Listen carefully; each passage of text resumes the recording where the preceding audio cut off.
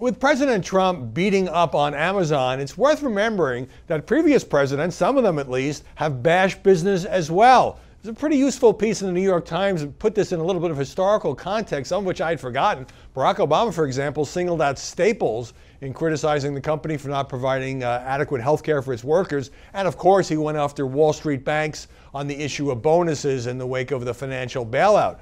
Bill Clinton, his administration, sued Microsoft and tried to break it up on antitrust grounds. Not exactly a friendly pro-business approach, at least to that company.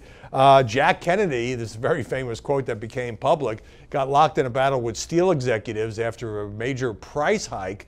And he said, my father always told me that businessmen were SOBs, except he spelled it out. And FDR famously went after the malefactors of great wealth.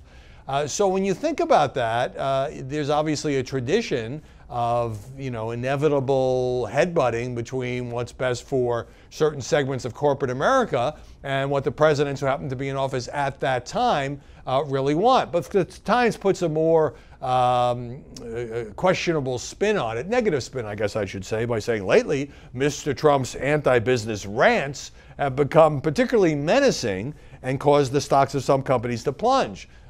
Chief among them, Amazon, which lost about $60 billion in market value. I mean, even by Jeff Bezos' standards, that's a big chunk of change after the president's attacks. And the story reminded us also that both as a businessman and as president, he has gone after Verizon, Coca-Cola, Nordstrom, H&R Block, Sony, and of course, all the giant media companies as well. And he's expressed his opposition, even though his administration is reviewing it, to the proposed merger between Time Warner and AT&T. Time Warner, of course, one of the properties there is that it owns CNN.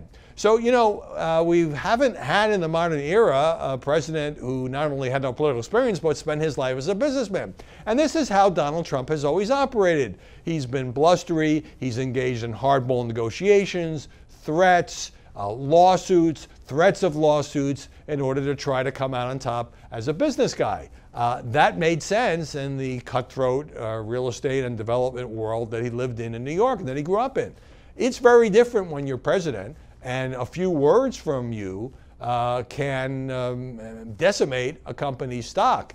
Now, it'd be one thing if the president was proposing actual policies. He makes this argument, which many people dispute, and to some degree the facts dispute, that Amazon essentially has a sweetheart deal that is costing the Postal Service millions or many millions of dollars.